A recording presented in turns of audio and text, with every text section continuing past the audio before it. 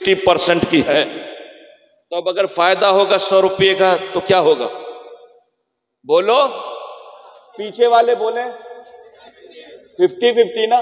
50 हम रखेंगे और 50 आप रखें और 50 आप रखें, है ना।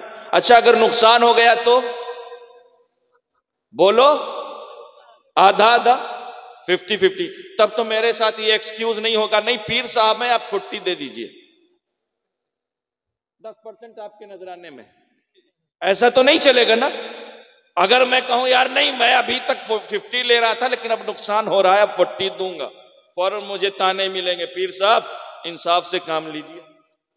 है बात ये नहीं, कानून और बिजनेस के उसूल के खिलाफ है। आपकी शिरकत अगर 50% की थी, अभी तक अगर आप प्रॉफिट 50% का ले रहे थे, तो अब लास्ट में भी 50% का हिस्सेदार बनना पड़ेगा। है बात ये नहीं, अगर कोई ऐसा करेगा तो दुनिया उसे क्या कहेगी? ताने देगी, बेईमान कहेगी। हम कहना चाहते हैं कि हम रसूल को खुदा का शरीक नहीं मानते, बल्कि क्यों? क्योंकि जानते हो जो शरीक होता है, जो शरीक होता है वो सिर्फ अपने हिस्से का मालिक होता है।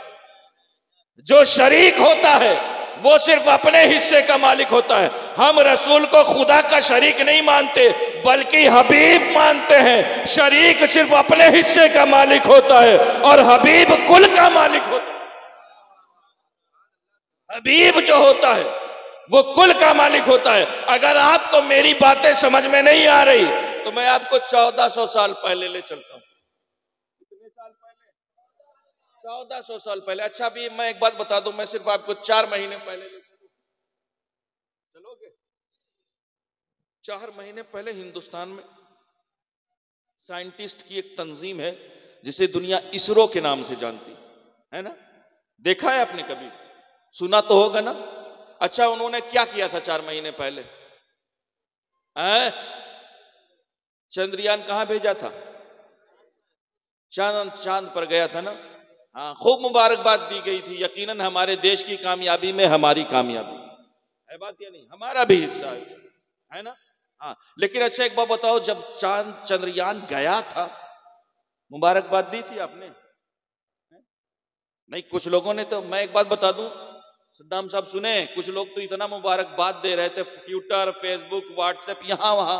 हमारा यंगस्टर तो ऐसा मुबारकबाद दे रहा था कि एक वक्त हमें महसूस होने लगा कि वो नहीं ये चले गए। ऐसा मुबारकबाद। मैं किसी के मुबारकबाद पर कमेंट्स नहीं करता, लेकिन मुस्तफा के गुलामों, तुम्हारा काम चमत्कार को नमस्कार करना नहीं है, बल्कि सुनो, तुम उस रसूल की चौखट से वाबस्ता हो, तुम उस रसूल के दामने करम से वाबस्ता हो कि जिस रसूल के इशारे पर 1400 साल पहले चांद 2 टुकड़े होकर के कदमों में आ गया। इसलिए हम कहते हैं अल्हम्दुलिल्लाह सुम्मा अल्हम्दुलिल्लाह। हम अल्लाह के रसूल को खुदा का शरीक नहीं मानते, बल्कि क्या मानते हैं?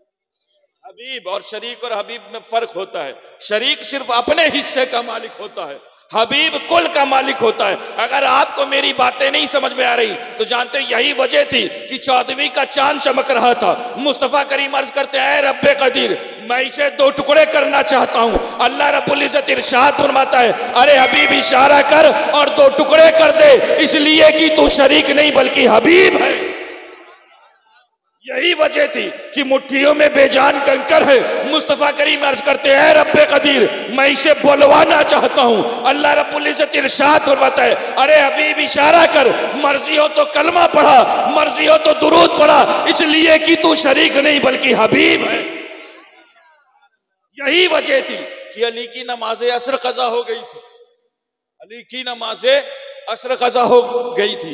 मुस्तफा करीम अर्ज करते हैं, रब्बे कदीर, मैं डूबा हुआ सूरज पलटाना चाहता हूं। अल्लाह रब्बुल इज्जत इरशाद फरमाता है, अरे हबीब इशारा कर और डूबा हुआ सूरज पलटा दे, इसलिए कि तू शरीक नहीं बल्कि हबीब।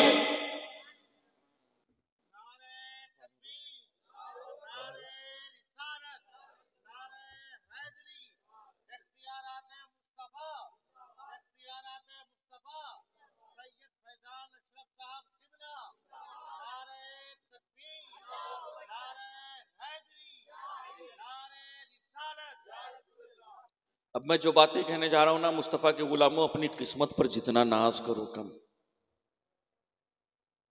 जितना नाज करो कम है। क्यों? क्योंकि जानते हो अल्लाह का लाख लाख एहसान है कि रब ने हमें उम्मत मोहम्मदिया में पैदा फरमाया। ये इज्जतें, ये आजमतें, ये रिफतें, ये बुलंदियां, ये उरूज, जो कुछ हासिल है सब नालैने मुस्तफ़ा के सदक़े में। और बात मेरी नहीं है, बल्कि जानते हो हजरत इमाम शामी, इस वक्त ये बातें सुनाने का नहीं है, सुनना चाह रहे हो? मैं चाहता हूं आज की रात में जो बयान सुना ना, कुछ नया सुनो, है ना? और नए के चक्कर में कुछ गढ़ के थोड़ी नहीं पेश करेंगे। जो बातें करेंगे कुरान और हदीस की रोशनी में करेंगे। अल्हम्दुलिल्लाह। हम एक बात बता दें, यही वजह थी कि कुरान उठाएं और कुरान पढ़ें, कुरान देखते जाएं। कुरान में ये रब नहीं फरमाता, कहीं रब ने नहीं फरमाया कि तुम नमाजी बहुत अच्छे हो। पूरा कुरान पढ़ डालो, नमाज का हुक्म है, नमाज के लिए ताकीद है, लेकिन रब ने कहीं ये नहीं फरमाया कि तुम नमाजी बहुत अच्छे हो, बहुत उम्दा मसाजिद तामीर करते हो, जिसे हर तरह की सहूलियात से मुज़य्यन करते हो, जिसमें अपनी पाक कमाई लगाते हो। फिर भी रब ने यह नहीं फरमाया कि तुम नमाजी बहुत अच्छे हो। उस रब ने यह भी नहीं फरमाया कि तुम रोजेदार बहुत अच्छे हो। चाहे जितना सख्त दिन हो, फिर भी तुम रब की रजा के लिए रोजे रखते हो। हद तो यह है कि तुम्हारे फ्रिज में दुनिया भर का आइटम भरा होता है, फिर भी तुम रब की रजा के लिए रोजे रखते हो। हद तो यह है कि तुम अपने छोटे छोटे बच्चों से रोजे रखवाते हो, फिर भी रब ने यह नहीं फरमाया कि तुम रोजेदार बहुत अच्छे हो। उस रब ने यह भी नहीं फरमाया कि तुम ज़कात और खैरात देने वाले बहुत अच्छे। माल तुम्हें बहुत अजीज है, लेकिन तुम रब के नाम पर खर्च कर देते हो। दौलत तुम बहुत मेहनतों से कमाते हो, लेकिन तुम रब की रजा के लिए खर्च कर देते हो। फिर भी रब ने यह नहीं फरमाया कि तुम ज़कात और खैरात देने वाले बहुत अच्छे हो। उस रब ने यह भी नहीं फरमाया कि तुम हज करने वाले बहुत अच्छे हो। तुम उम्दा घरों में रहने के आदी, लेकिन खेमों का शहर आबाद कर लेते हो। तुम उम्दा लिबास पहनने के आदी, लेकिन दो चादरें कफन की सूरत में लपेट लेते हो। तुम्हारे अक्ल और फहमो फरासत पर दुनिया नाज करती है, लेकिन तुम गली कूचों में लब्बैक अल्लाहुम्मा लब्बैक की सदाएं बुलंद करते हो। फिर भी रब ने यह नहीं फरमाया कि तुम हाजी बहुत अच्छे हो। बल्कि जानते हो मुस्तफा के गुलामों, अगर रब ने फरमाया है तो यह फरमाया कि तुम उम्मत सबसे बेहतरीन हो। तुम क्या हो? सबसे बेहतरीन। अच्छा, उम्मत किसकी होती है? नेताजी की? किसकी होती है? उम्मत किसकी होती है? बोले, उम्मत किसकी होती है? उम्मत नबी की होती है। रब फरमाता है कि तुम सबसे बेहतरीन उम्मत इसलिए हो कि मेरे हबीब की उम्मत। तो इज्जतें मिली हैं मुस्तफा करीम के सदक़े, अजमतें मिली हैं मुस्तफा करीम के सदक़े में। यही वजह थी कि हजरत इमाम शामी, नाम सुना आपने इनका? उलमा मौजूद, इनसे पूछे। हजरत इमाम शामी लिखते हैं कि एक दो लोग नहीं, बल्कि 70,000 अंबिया इकराम ने अपने वतन से हिजरत की। यानी अपना वतन उन्होंने छोड़ा, और वतन छोड़ करके वो मक्का आए और वहीं पर आबाद हो गए, और वही मक्के की जमीन उन अंबिया इकराम का मदफन बन गई। हजरत इमाम शामी लिखते हैं कि इन अंबिया इकराम ने जो अपना वतन छोड़ा था और मक्के आए थे, क्यों? क्योंकि उनको ये बात मालूम थी कि अल्लाह का आखिरी पैगंबर, अल्लाह का हबीब मक्के में मबूस होगा। तो अंबिया इकराम की ख्वाहिश ये थी कि हो सकता है कि जब वो अल्लाह का आखिरी पैगंबर मक्के में मबूस हो तो हमें उसका जमाना ना मिले, लेकिन हम उसके दयार में रहें और उसी का दयार हमारा मदफन बन जाए तो हमारे लिए कामयाबी की दलील होगी। हजरत इमाम शामी लिखते हैं कि वो फरमाते हैं अंबिया इकराम कि उनके लिए कामयाबी की दलील ये थी कि कौनैन के वाली के कदम। अब मैं जुमले जो कहने जा रहा हूं ना, उन जुमलों को अगर आप खामोशी से सुनेंगे तो दुख होगा। हजरत इमाम शामी लिखते हैं कि उन अंबिया इकराम की ख्वाहिश ये थी कि कौनैन के वाली के कदम, अल्लाह के रसूल के कदम, मुस्तफा करीम के कदम उनके कब्र के ऊपर लग जाए। क्या टारगेट था? मुस्तफा करीम के कदम उनके कब्र के क्या टारगेट था? बोलो, ऊपर लग जाए। यही तो था ना। अच्छा, हिजरत करने वाले आम इंसान थे? कौन था? नबी थे। अंबिया इकराम थे, मुस्तफ़ा के गुलामों। सोचो 70,000 अंबिया इकराम को इस बात ने हिजरत पर मजबूर किया कि कौनैन के वाली के कदम उनकी कब्र के ऊपर लग जाए। अरे मुस्तफ़ा के गुलामों, अपनी किस्मत पर जितना नाज करो कम है। क्यों? क्योंकि हमारी तुम्हारी कब्र के ऊपर नहीं, बल्कि हमारी तुम्हारी कब्र के अंदर कौनैन के वाली तशरीफ लाएंगे।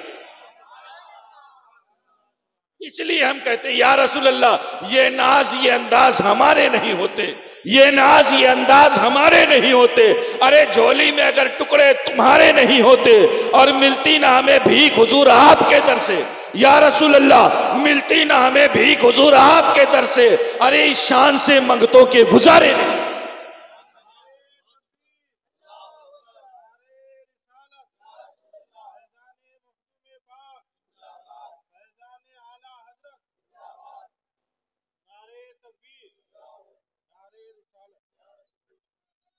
खत्म कर दूं? खत्म कर दूं? तो कम से कम नारे का तो जवाब दो। आप में से तो ज्यादातर पैंट पहन के आए हैं, नारा टूटने का भी कोई खतरा नहीं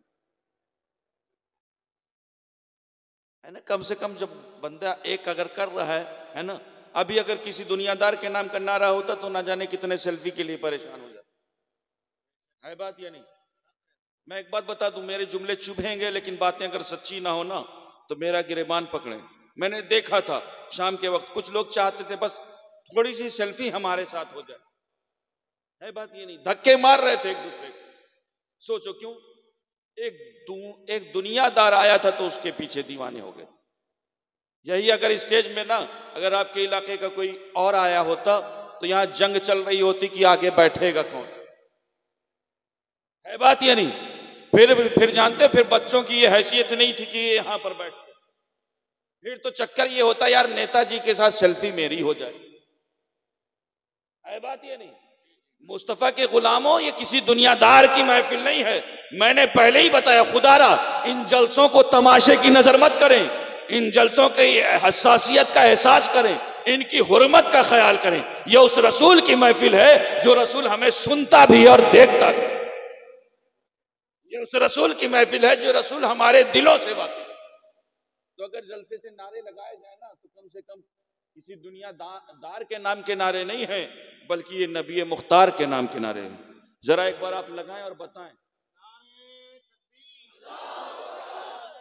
रिसालत, नारे रिसालत, नारे हैदरी, नारे हैदरी, नारे तकबीर, नारे रिसालत। हमारे अल्हम्दुलिल्लाह अजीजम को इज्जत व सलामती से नवाजे। इन्होंने जानते हैं किसी और के नाम का नारा नहीं लगाया, बल्कि सैयदों के बाबा का नाम के नारा लगाया, हमारे जद के नाम का नारा लगाया। अल्लाह इनके मरातिब बुलंद फरमाए। और मैं एक बात और बता दूं, जानते हो बात मेरी हो नहीं है, अब नारा लग गया है तो मैं कह देता हूं। लोगों को थोड़ी थोड़ी देर में ना फतवे शुरू हो जाते हैं, अजीब माहौल गर्म हो चुका है। अल्लाह महफूज रखे ऐसे लोगों से। अभी नारे हैदरी की सदाएं लगाई ना, जानते बात मेरी नहीं है बल्कि हजरत अबू सईद खुदरी की। इस जलसे में आए हो, कुछ मैसेज और पैगाम लेकर के जाओ। खुदा मैं एक बात बता दूं, दुनिया की किसी गोशे में अगर विलायत मिली है ना किसी को, तो दरवाजे अली से मिली। बात मेरी नहीं है बल्कि हजरत अबू सईद खुदरी की है। हजरत अबू सईद खुदरी से किसी ने पूछा, अरे अबू सईद खुदरी जब बताएं, जब लोग ज्यादा हों, जब लोग ज्यादा हों, मजमा ज्यादा हो और ये ना पता लग रहा हो कौन अपना है कौन बेगाना, कौन मोमिन है कौन मुनाफिक है, तो हजरत अबू सईद खुदरी पता कैसे चलेगा? तो जानते हो हजरत अबू सईद खुदरी ये नहीं फरमाते हैं कि फिर हम देखते थे कि सबसे बड़ा जुब्बा कौन पहनता था। हजरत अबू सईद खुदरी ये भी नहीं फरमाते थे कि फिर हम देखते थे किसके इमामे का टेम्परेचर डाउन नहीं होता। हजरत अबू सईद खुदरी ये भी नहीं फरमाते थे कि फिर हम देखते थे कि मस्जिद में फज्र में सबसे पहले कौन पहुंचता है। हजरत अबू सईद खुदरी ये भी नहीं फरमाते थे कि फिर हम देखते थे कि किसके हाथ में बड़ी दानी वाले तस्बीह है, बल्कि जानते हो हजरत अबू सईद खुदरी फरमाते थे कि जब हम किसी महफिल में जाते और हमें ये पता लगाना होता कौन अपना है कौन बेगाना है, कौन मोमिन है कौन मुनाफिक है, तो हम महफिल में अली अली की सदाएं बुलंद करते थे।